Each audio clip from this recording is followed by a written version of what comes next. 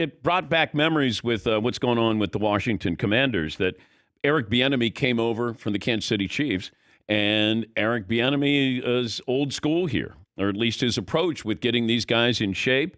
And he admitted, look, I'm intense here. He's trying to prove himself that, hey, I'm more than just Patrick Mahomes or Andy Reid. He's going in there with a couple of rings on his hand, and he should be able to get that respect of, this is how we did it in Kansas City, and this is how we're going to do it here. Here is Eric Bieniemy, the Commanders' offensive coordinator. Yes, I am intense, and I would be afraid, too, to start if I didn't know him. Eric Bieniemy is who he is, okay? Eric Bieniemy knows how to adapt and adjust. Eric Bieniemy is a tough, hard-nosed coach, but also understand, I'm going to be the biggest and harshest critic, but I'm also their number one fan because I got their back and I'm going to support them at all times. All right. I mean, that's what coaching is. Although he did go third person, I have a problem with that. But here's Ron Rivera, the Commanders' head coach, on players being concerned about Eric Bieniemy's approach, and actually players going to the coach and saying, hey, can you go talk to him for us? I had a number of guys come to me and I said, hey, just go talk to him. I said, understand what he's trying to get across to you, you know. And I think as they go and they talk and they listen to him, it's been enlightening for a lot of these guys. I mean, it's a whole different approach.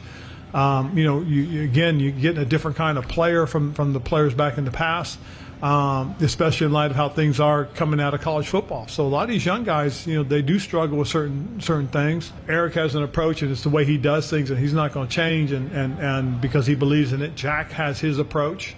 You know, having been a head coach, I think Jack has a tendency to try and figure guys out a little bit more, as opposed to, hey, this is it, this is the way it's going to be, that type of stuff. Where Eric hasn't had that experience yet. Just that when they came to you, it was just they felt like Eric was riding them too hard, or? Well, they just were a little concerned. You know, they're just a little concerned. Yeah, no elaboration there. I'm shocked that he engaged this deeply in this. It'd be like, you know what? We brought him in for a reason. This is how he coaches. Let's see how this plays out. You know, these guys got to respond to something different. And we need to respond to something different because we're at the bottom of this division. We want to be at the top, and we got a proven winner in Eric Bieniemy and his track record with Kansas City. I mean, if you're going to engage, it would be that, not, yeah, I told these guys, you know, they're kind of complaining a little bit and that they should go talk to him. Yes, Eden. I didn't really realize it until this story came up, but Ron Rivera, Jack Del Rio, and Eric Bieniemy don't exactly scream new school thinking. That's true. Those are fellas who have been through it. This is the way we did it in my day, and we're going to make you tough. We're going to make you men. We're going to blah, blah, blah. It's like, dude, it's not like that anymore. Jack Del Rio is old school. Ron Rivera feels like, and he's just sort of a study hall monitor here. Yeah. Like, hey, just what's going on here? Man, he's being too tough on me. Well, go talk to him. Yeah. But, you know, he's been through cancer. He's been through Dan Snyder. And now you got new ownership in there. There's a lot at stake for Ron Rivera this year, it feels like. Yes, Todd? Could you or would you have followed up when he goes, you know, they're concerned? Would you say to Ron Rivera, are you concerned that these guys are not tough enough to be able to deal with, that they have to come running to you, that he's being too hard on them? That is a very fair question to ask. How concerned are you, Coach? Because he might go, I'm not. This is why we brought him in. At least my spin would be, I wouldn't go, man, I'd hate to be out there having him yell at me. Yeah, now I know why he hasn't got it. I mean, Ron Rivera played for Mike Ditka. I'm sure that he knows what it's like when some guys coach. They coach with their voice. They want you to hear them. They're in your face. They're being intense. But they want you to be better. It's weird when you know a coach doesn't want you to be better. My college coach, he did not want me to be better. Wanted you to be elsewhere. Yes. Because that's when he would yell out, by golly, golden boy, get out. And then he'd put me on the bench. He didn't want me to be better. He didn't say, hey, I'm being tough on you because I want you to be better. It was like, he didn't care. So not every coach wants you to be better. But in this situation, Eric Bieniemy, maybe he's trying too hard. He wants to prove himself. He wants to be a head coach one day. He got passed up many, many times, whatever those reasons are. Now he wants to say, hey, I'm out from Andy Reid's shadow, Patrick Mahomes. I want to prove that I can be a disciplinarian. I can run a team here. So it almost feels like he's auditioning to be a head coach while being the offensive coordinator with the Commanders. And he's got Sam Howell. I mean, you're talking about a second-year guy. Like, you're trying to get something out of Sam Howell. They had 8 wins. They need something. It's not like you can go, hey, we're good. You need a spark. You need somebody in your face. You need change. Yes, Todd. Maybe the players should just keep their friends close and their Bieniemys closer. Okay, thank you, Todd. And just deal with it. Yes, Paul. Says Todd. Since this story came out, a lot of old school NFL type guys who are on air came to Bieniemy's defense saying, hey, this is about the players, not about Bieniemy. It's about the new players who aren't used to having people in their face or being yelled at. They've been coddled in college. You imagine what's going to happen in the next 10 years, let's say. These kids who are in college who are making a couple $1 million, and then they get to the pros. Like there's players who are going to make more than the coaches who are coaching them.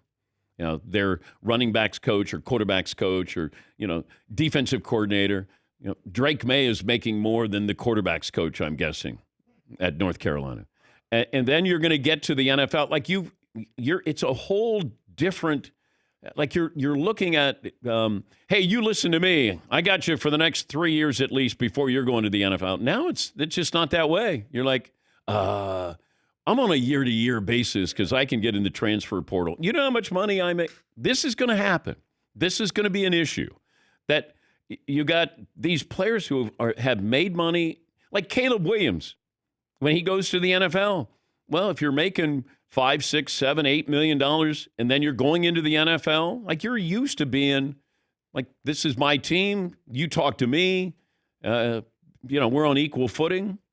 It didn't used to be that way, where there was a hierarchy. Now that hierarchy is sort of turned on its head. Yes, Eaton. But even with that all being said, I don't necessarily know that it's a bad thing that, say, NFL coaches or even college coaches just have to be a little more aware of their behavior and how they communicate to people. I mean, sometimes when you see coaches and the way they talk to people, it's like, dude, why are you screaming like that? Oh, sure. Shut up. Yeah. You know what I mean? You're acting like a moron. You're humiliating yourself all in the name of some weird brand of toughness.